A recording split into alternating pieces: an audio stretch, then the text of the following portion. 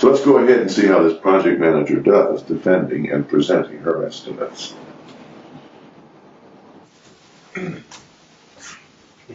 Well, with these more detailed estimates, there is a bit more support for your numbers than just some data that you pulled out of the archives. Yeah, but we're on you. We're ready for your games this time. Are you ready now? Here we go.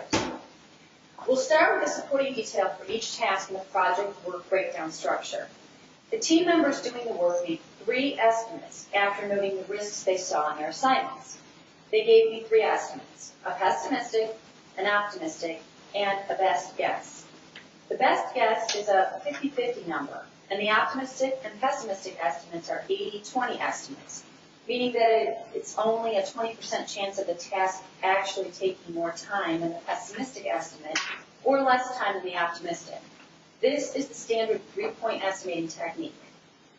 Next, we utilize the mean and standard deviation calculations for each task, so we can calculate various probabilities of the work taking more time than we planned.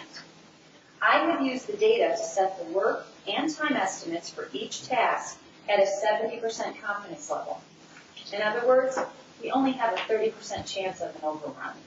We can have a higher level of confidence, but that will cost time and money. Is this adequate supporting documentation for the estimates?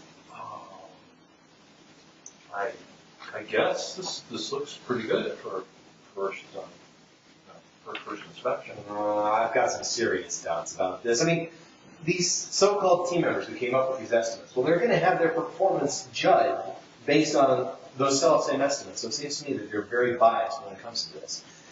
I'm going to have to work through all of your numbers here and strip off all of the fat and padding that's, I'm sure, going to come up and be very obvious. Fine. Which tasks shall we start with? I'm interested in you finding the fat.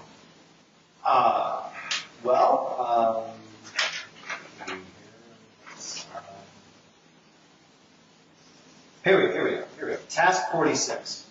It looks like that's going to be at least 30% fat to me. Okay. Here is the work package on task number 46, the design of the training class on the new customer database.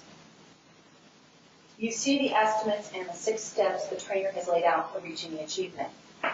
Which of the steps did you want to cut out to reduce the estimate 30%? Shall we skip talking to the IT department about how the software works? Or do you want to cut out securing the department manager's approval of the curriculum? It's not the steps. The steps in the process are fine. It's the time that I want to cut by 30%. So you want to do the same work faster. How do we accomplish that? I'll need to analyze some of the facts before I can get to that. Arlo, the person who made those estimates, has 20 years experience in training. How much experience do you have? Arlo is an estimating expert. He's not a trainer. Well, there is one other thing to consider. I have the commitment of an experienced trainer who is going to have the design and development completed in 3 weeks. That's a heck of a commitment. Knock 30% off, and I'll lose that commitment. Well, that's really not our intent. No, absolutely not. No. Well, I think as you become more familiar with PERTs or 3-point estimating technique, you'll find that it's very reliable and that it reduces the amount of padding that team members do. Well, why is that? Because they understand we are measuring the amount of risk in a task and reflecting that in the duration calculations. When they get used to it, they realize they don't have to pad their estimates because they already take into account that uncertainty. Well, that's interesting because I know that padding is widespread. Well, you might want to check out the 3-point methodology a bit further, and it would be great if you can convince one to get everybody to do it on all of our projects. Well, that's a good suggestion. Thanks. 3-point estimating is a very useful technique for project managers. It tends to reduce the amount of padding when you use it over time because it gives your team members some assurance that the risk inherent in any assignment is being taken care of by the estimating process. That's a very useful feature. So we tend to get more accurate estimates, more consistent estimates with the project team, although it takes them a while to get used to it, a couple of estimates at least, because they're making 3 estimates on each assignment. Where we started is we sit down and talk about the assignment with the team member and have them, and the project manager identifies the risk elements inherent in the assignment. We consider the negative risks, those things that'll make the task take more work, and the positive risks, which will make it take less work.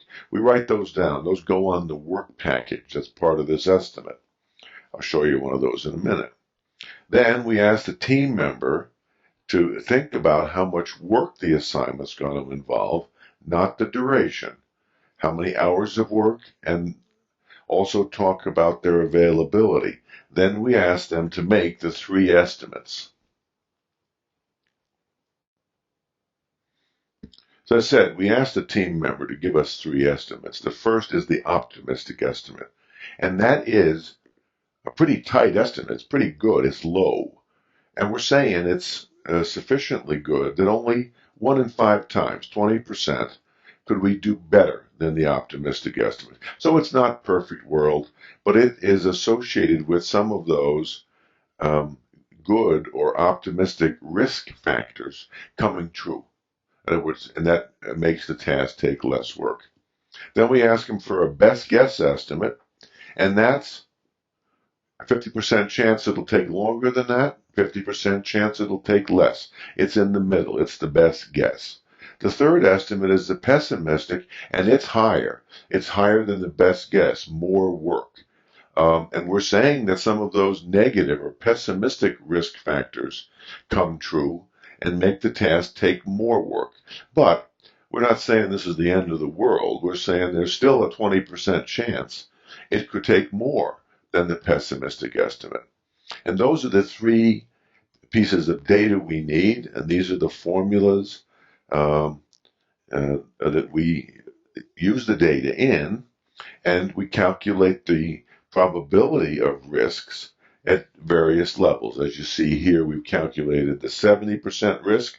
In other words, we're 70% confident we can get it done within this work estimate, and we've also calculated the 80% estimate, a little bit more confident we can get it done, but you see the estimate is higher. So that's how the PERT calculations go. Our students will know we give you a spreadsheet for this. You can just copy the data into Microsoft Project. Thanks for listening.